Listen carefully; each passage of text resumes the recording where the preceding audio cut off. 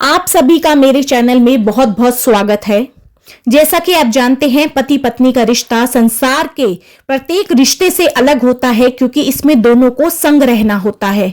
दूसरे रिश्तों में संग नहीं रहना होता, इसलिए दूसरे रिश्ते हमें खुशी देते हैं। पति पत्नी के रिश्ते में हमेशा उठापटक रहती है और इसी उठापटक से दूसरे लोग हमेशा साथी को बदल देने की सलाह देते हैं, जो बिल्कुल गलत है। यदि अहंकार से बाहर आकर देखा जाए और एक दूसरे को समझा जाए तो पति पत्नी के रिश्ते से खूबसूरत कोई रिश्ता ही नहीं है। पति पत्नी को एक दूसरे की भावनाओं का सम्मान करना चाहिए। ये संबंध भरोसे पर टिका होता है। पति को इस बात की आजादी नहीं है कि वह चाहे जैसा आचरण कर ले।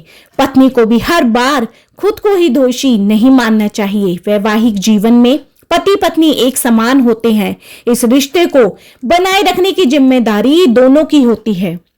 पति पत्नी का रिश्ता जितना खूबसूरत होता है, उतना ही एक हल्के से धागे से बंधा हुआ होता है। उस धागे में जब एक गांठ बंध जाती है तो उस रिश्ते को निभाना बहुत अधिक मुश्किल हो जाता है, और यह गांठ होती है किसी तीसरे का पति पत्नी के बीच में आ जाना। आगे वीडियो में फ्रेंड्स जो कहानी ली गई है वह शिव पुराण से ली गई है, जो कि एक सच्ची कहानी है। और ये जो कहानी है यह आप लास्ट तक जरूर सुनिएगा। और इसमें एक मंत्र भी बताया गया है कि पति पत्नी के बीच के प्रेम को कैसे बढ़ाया जाए, और अगर कोई तीसरा आ भी जाता है बीच में तो उसको दूर करने के लिए भी उस मंत्र का जाप किया जाए।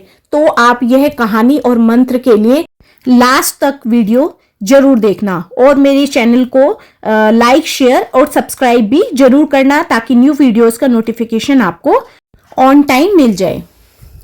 तो अब हम शुरू करते हैं शिव पुराण की एक कहानी। तो बोलो शिव शंकर भोलेनाथ की जय, मां पार्वती की जय।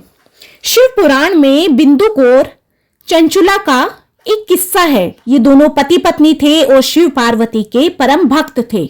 शुरू में तो इन दोनों का आचरण भी बहुत अच्छा था, लेकिन कुछ समय बाद बिंदुक का आचरण गिरने लगा, यानी कि पति का जो आचरण था वो गिरने लगा।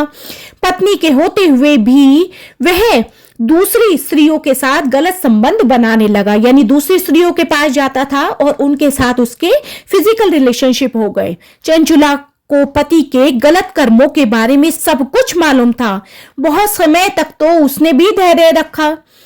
वह अपने पति को बहुत समझाती रही कि यह सब गलत है, परंतु मजाल है कि उसका पति मान जाए। अपने पति की उपेक्षा और गलत आचरण की वजह से अब चंचुला भी टूट चुकी थी। उसका धैर्य भी टूट गया और वह भी अब अपने आचरण से गिर गई। अब चंचुला ने भी कई पुरुषों से अनैतिक संबंध बना लिए थे। अब दोनों के बीच में कोई प्रेम नहीं बचा। दोनों आपस में सिर्फ लड़ते झगड़ते रहते थे और दोनों बाहर ही सिर्फ प्रेम ढूंढते थे।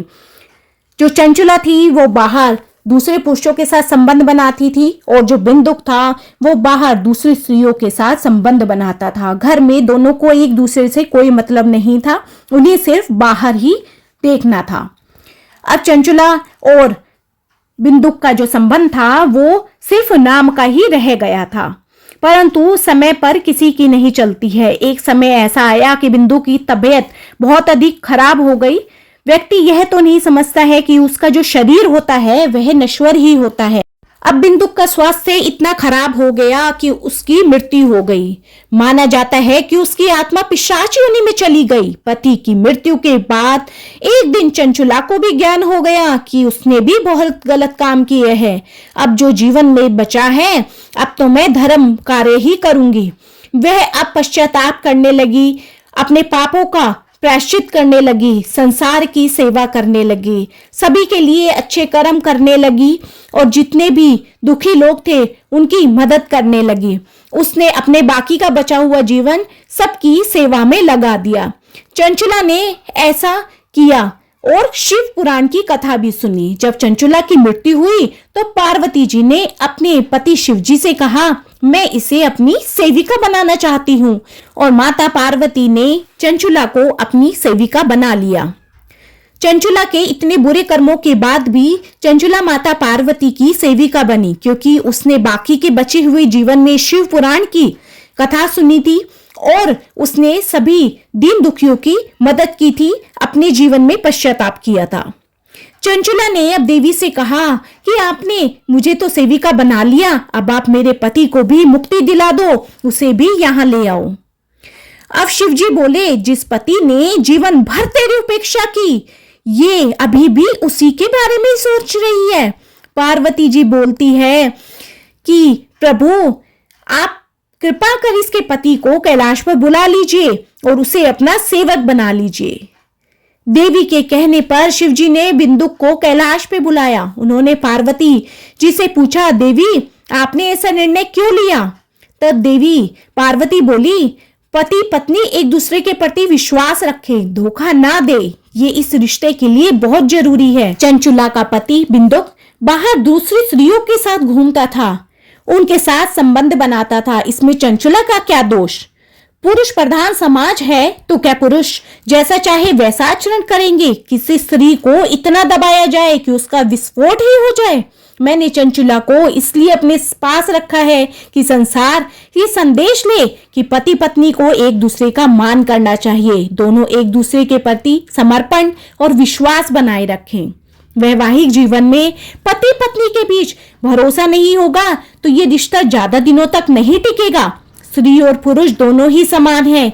इस रिश्ते को बनाए रखने के लिए पति की जितनी जिम्मेदारी बनती है उतनी ही जिम्मेदारी पत्नी की भी बनती है।